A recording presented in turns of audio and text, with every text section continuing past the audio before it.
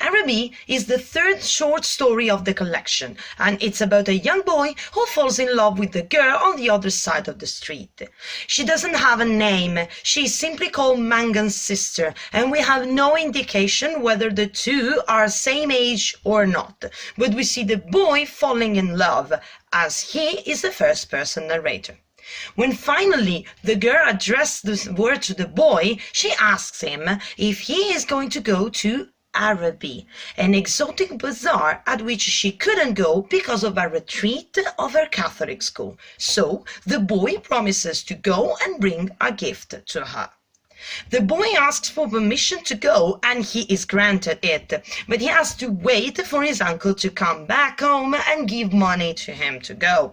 His uncle comes home really late, and when the boy manages to get to the bazaar, half of the stalls are closed, and he hears the sellers speaking English, which deprives the bazaar of every exotic trait. The boy comes home with no gift for the girl and a sense of deceit.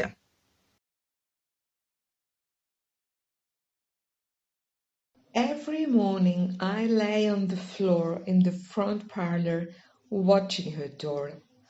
The blind was pulled down to within an inch of the sash so that I could not be seen. When she came out on the doorstep, my heart leaped. I ran to the hall, seized my books and followed her.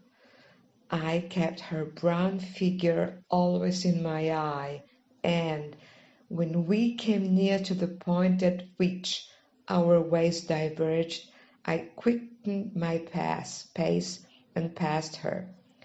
This happened morning after morning.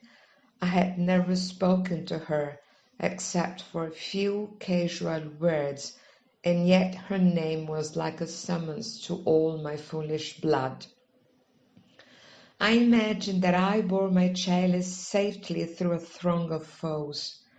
Her name sprang to my lips at moments in strange prayers and phrases which I myself did not understand. Here we see the narrator expressing his feeling of love for Mangan's sister, who is presented as a brown figure. This recalls the Arabian facades of the bazaar and presents the girl as something exotic, but wears like foolish blood, and his vision of himself raising a chalice gives a small impression that the girl is intoxicating the boy with new feelings of joy. I asked for leave to go to the bazaar on Saturday night. My aunt was surprised and hoped it was not for some Freemason affair. I answered few questions in class. I watched my master's face pass from amiability to sternness. He hoped I was not beginning to idle. I could not call my wandering thoughts together. I had hardly any patience with the serious work of life, which, now that it stood between me and my desire, seemed to me child's play. Ugly, monotonous child's play.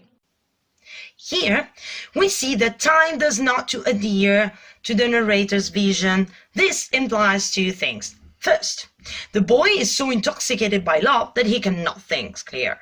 Second, the story exists in some way in a dimension of no time, making it universal for every human being.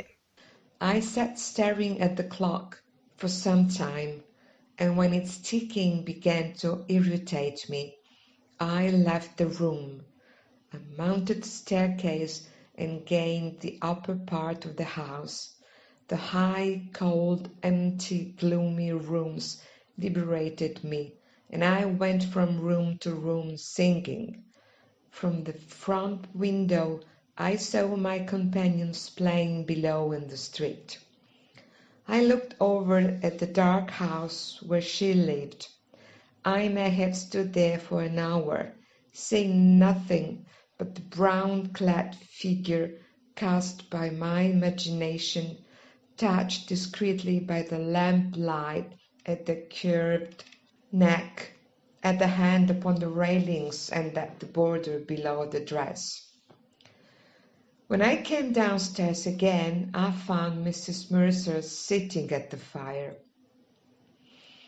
I had to endure the gossip of the tea table. The meal was prolonged beyond an hour, and still my uncle did not come. Mrs. Mercer stood up to go. She was sorry she couldn't wait any longer, but it was after 8 o'clock, and she did not like to be out late as the night air was bad for her.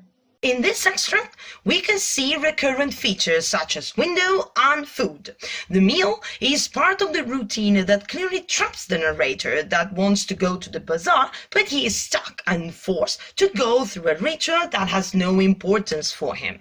From the window, he observes his friends playing while his mates are outside enjoying themselves. He is secluded at home, and in the dark, he watches the house of his beloved girl. He thinks to see her, but it's only his imagination. The narrator is suspended in life.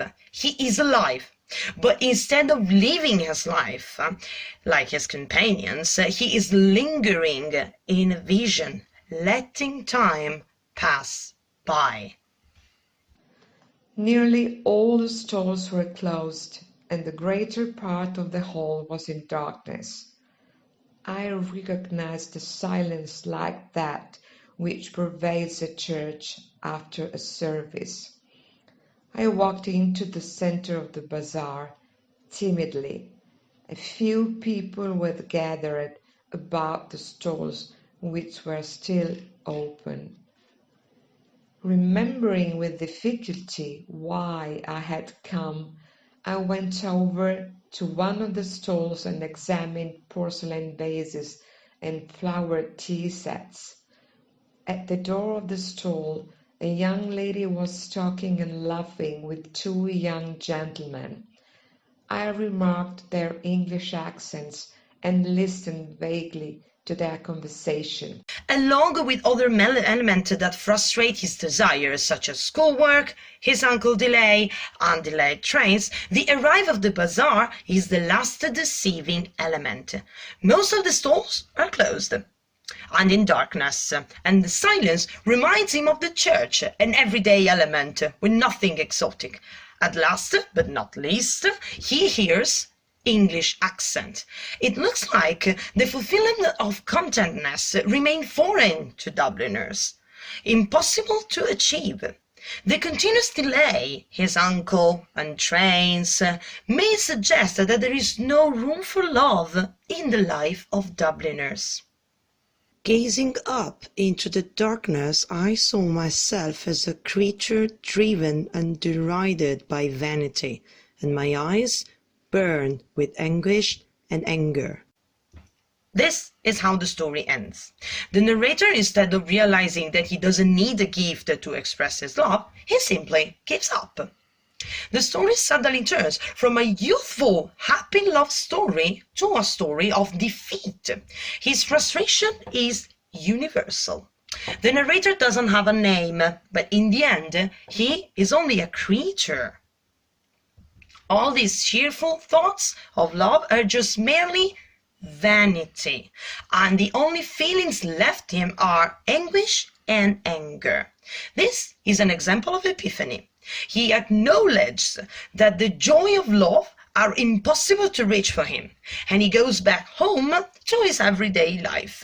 As we said, epiphanies in Dubliners don't bring any possibility to change, they only add frustration to the characters.